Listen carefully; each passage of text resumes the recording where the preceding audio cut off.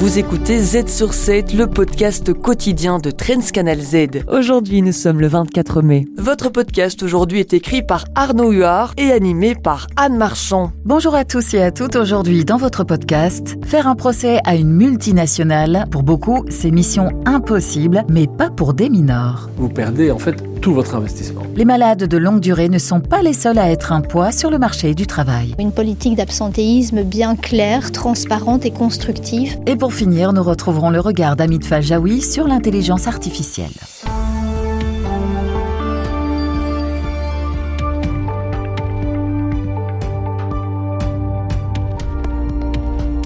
Z sur 7 à la une. Créée en 1990, Deminor aide des investisseurs, des entreprises et des consommateurs à défendre leurs droits face à des multinationales. Cette année, une de ces branches a levé 100 millions d'euros pour financer des procédures juridiques complexes et internationales. Pierre Noton, président du conseil d'administration de Deminor. Tout le monde sait que les procédures, ça coûte très cher. Évidemment, on est devant des juridictions qui sont parfois, qui ne sont pas des juridictions belges. On est parfois devant des cours d'arbitrage aussi. Et donc, il faut des moyens pour développer ça, tant au niveau des avocats que la durée du dossier, que les demandes des tribunaux qui demandent de bloquer des montants importants. Dans ce marché qui émerge, il nous fallait un pouvoir de développement et c'est pour ça qu'on a décidé de lever un montant important. Deminor finance les frais d'avocat, de procédure, sur la durée et ne se rémunère qu'en cas de succès dans un modèle dit « no cure, no pay ». Explication de ce business model avec Pierre Noton.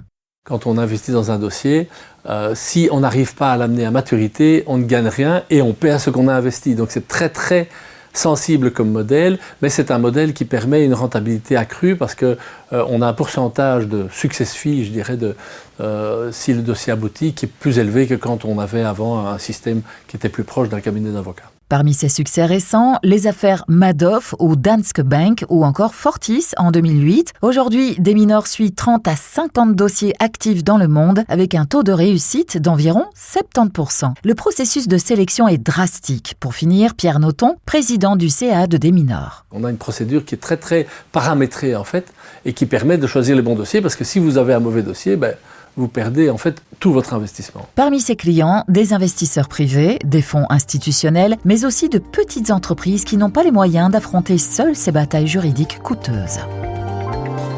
Z sur 7 à la une. Il n'y a pas que les malades de longue durée qui pèsent sur le marché du travail. En 2024, plus de la moitié des travailleurs belges ont été absents au moins une fois pour cause de maladie, un niveau jamais atteint selon la dernière étude de Securex. Sans surprise, la disparition du certificat médical d'un jour a fait exploser l'absentéisme, un chiffre qui interpelle même si cette mesure était initialement pétrie de bonnes intentions. Christine Nouwelaars, consultante en ressources humaines pour Securex. Au départ, la mesure a été prise d'abord pour soulager effectivement les médecins, mais aussi que ça arrive à tout le monde, c'est de se lever un matin et de dire « Oh, je suis pas bien, au lieu d'aller chez le médecin et d'avoir 2 ou 3 jours de certificat médical, il reste à la maison, il se met au lit, il se repose et le lendemain, il est d'aplomb. » Donc normalement, la mesure, elle sert aussi à ça, c'est à diminuer finalement la durée des absences. Cette augmentation est encore plus marquée dans les entreprises de plus de 50 travailleurs. Les absences d'un jour ont bondi de 62%, ce qui a des conséquences sur l'organisation du travail. Et dans ce cas, il vaut mieux prévenir que guérir. Christine Nouwelaars nous livre quelques conseils. On conseille vraiment aux organisations de mettre en place un cadre ou une politique d'absentéisme bien claire, transparente et constructive. Donc, qu'est-ce qu'on veut dire par cadre ? C'est déjà de mettre en place qui fait quoi à quel moment en cas d'absence, que ce soit l'organisation, donc les ressources humaines, mais aussi le manager, le leader et le collaborateur lui-même. Et la qualité du leadership peut également jouer un rôle pour limiter l'absentéisme. Christine Nouwelaars. Quand on a un manager qui est très contrôlant, qui n'est pas motivant, qui vous dit jamais un petit mot, tiens, un good job bien fait, c'est pas très motivant. Donc le fait d'avoir une qualité de leadership qui est vraiment motivant, qui va être reconnaissant, etc. Les gens ont envie de se rendre au travail. L'étude de Securex est confirmée par une enquête de Mensura qui rajoute que 40% des Belges ne se déclarent jamais malades, une tendance particulièrement vraie chez les plus de 45 ans.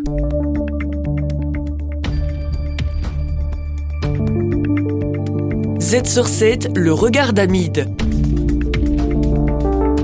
Hamid Faljaoui, rédacteur en chef de Trends Tendance, décrypte le fait économique de la semaine.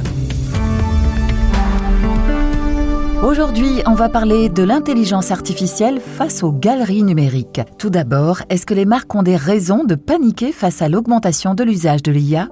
C'est ce que pensent un certain nombre d'experts du numérique, dans le sens où, vous le voyez tous les jours, quotidiennement, la plupart de nos téléspectateurs ou téléspectatrices le savent, quand ils ont une question, ils utilisent le moteur de recherche roi en la matière, en l'occurrence Google, pour poser une question, et alors ils reçoivent une kyrielle de réponses possibles, de liens, sponsorisés, pas sponsorisés, 10, 20, 30, 40, 50. Généralement, quand on pose une question à ChatGPT ou à Gemini ou à Perplexity, on a généralement une seule réponse. Il y a pas de deuxième page, si je puis dire. Et donc ça peut être le danger pour une marque ou un annonceur qui se dit je vais être invisibilisé, puisque finalement on donne une seule réponse, alors que chez Google, on le vit depuis plus de 20 ans, on a des tas de liens qui permettent de se retrouver sur le site web, par exemple, de l'annonceur ou de la marque en question. Selon vous, l'intelligence artificielle ne nous donnerait qu'une seule réponse ? Non, évidemment, ce serait exagéré, et Perplexity vous donnera quelques pistes. Mais il y a une grande différence aussi par rapport à l'IA et à Google. Google, vous cherchez des pistes. Chez une IA, vous cherchez des réponses. Chez Google, c'est plutôt une bouteille à la mer. Tandis que quand vous posez des questions, et vous les formulez d'ailleurs différemment, quand vous posez la question à ChatGPT ou à Perplexity, vous êtes plutôt dans une demande face à un expert. Donc ça, c'est déjà une différence qui fait que déjà les réponses vont être beaucoup plus restreintes. Et puis, il y a une manière dont les réponses sont présentées. Et donc, effectivement, si vous cherchez plusieurs paires de baskets, vous allez avoir plusieurs réponses. Mais elles auront déjà été triées par l'IA, elles auront été hiérarchisées, et elles auront été orientées. Donc, en fait, ils servent un peu de juge, de filtre. Et donc, ça, il n'y a rien à faire, même si vous avez 2-3 liens. Et donc, la difficulté, si vous voulez, de l'entreprise, ce n'est plus de se battre comme c'était auparavant pour être dans la liste, puisque Google, c'est plutôt une sorte de la compétition, mais c'est pour être cité dans le texte qui va être généré par l'IA. C'est donc ce point qui deviendra compliqué. Mais maintenant, du point de vue du consommateur, est-ce que ça reste complètement son choix ? Alors lui ne le pense pas, mais de la manière dont il va travailler, oui. D'ailleurs, il y a un sondage qui a été fait par Havas en France. Alors j'imagine que c'est mutatis mutandis valable pour la Belgique, c'est-à-dire que 20% des sondés se contentent de la réponse que leur donne l'IA et la suivent aveuglement. Ce que l'IA dit, le client le fait. Donc voilà. Alors après, on le sait aussi, la plupart des gens aujourd'hui n'ont plus le temps, courent après le temps, etc. Et donc ils ont tendance à déléguer. C'est une forme de fainéantise, de fatigue émotionnelle, vous l'appelez comme vous voulez. Et donc ça, c'est dommageable dans le sens où ça restreint le choix et les marques l'ont compris. On regarde plus que ce que pense le client de chair et d'os, mais plutôt ce que va faire l'algorithme. Et ça, c'est un danger pour les marques dans le sens où elles pourraient être invisibilisées et on ne sait pas très bien comment cette IA fonctionne. Donc on ne sait pas très bien comment se positionner aujourd'hui par rapport à cette IA pour avoir la chance d'arriver dans cette réponse unique ou quasi unique. Donc les dangers potentiels sont l'invisibilisation et le renfort des monopoles. Exactement, puisque si rien ne change dans ce modèle-là, ce seront toujours les mêmes qui vont se retrouver dans les réponses. Et donc là, je dirais les marques de niche, les petites marques, ceux qui n'ont pas les moyens d'une manière ou d'une autre, risquent d'être totalement invisibilisés. Ça, c'est un danger potentiel.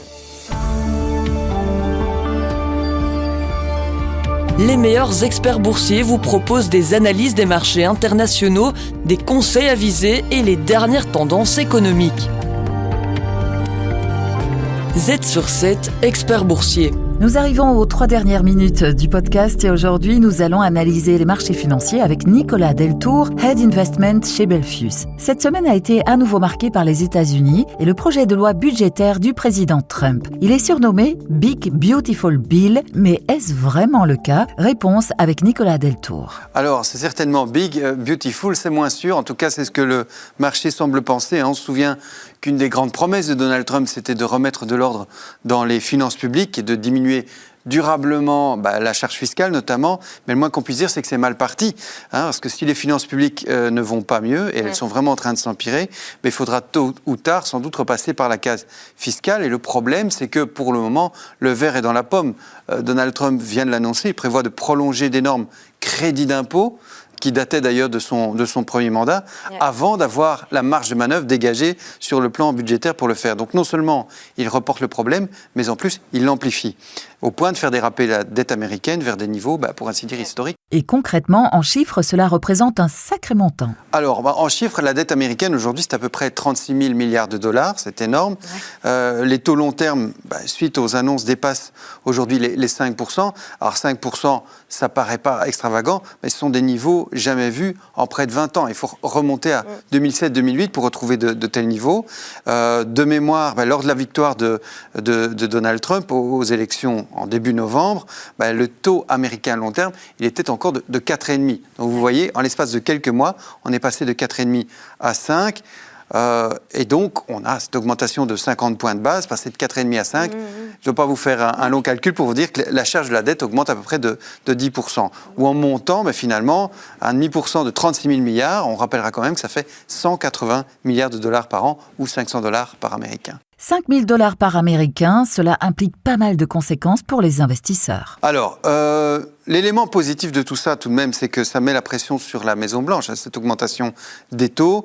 Ça adoucit d'ailleurs le ton de la Maison-Blanche, en tout cas vis-à-vis de certaines contreparties. On a vu cet après-midi que ce n'est pas toujours le cas. Il faut faire attention, évidemment, en particulier les États-Unis, aux actifs sensibles au taux. Je pense à l'immobilier, qui a d'ailleurs subi une vraie perte ces derniers temps en Amérique. Et puis le style dit croissance, comme notamment certaines valeurs technologiques. Et bien sûr, ce qui subit le plus la hausse des taux long terme, ce sont les obligations émises en dollars américains, en particulier les obligations du gouvernement et le dollar qui chute depuis plusieurs semaines. Mais cette annonce de Donald Trump a surtout eu des conséquences sur les investissements. Nicolas Deltour. Alors voilà, ça confirme qu'on aura sans doute des surprises. On est parti pour 4 ans de surprises quelque part.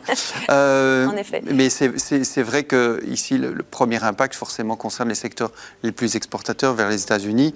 Alors on parle bien sûr des semi-conducteurs, mais on peut parler aussi de l'automobile, du luxe, mais aussi de l'alcool. Donc, le fameux boire ou conduire. De toute façon, ici, vous prenez la tasse, puisque Ferrari, par exemple, a perdu 3,5%, Cointreau a perdu 4% sur la séance. Donc, à nouveau, on est parti pour plusieurs années de volatilité.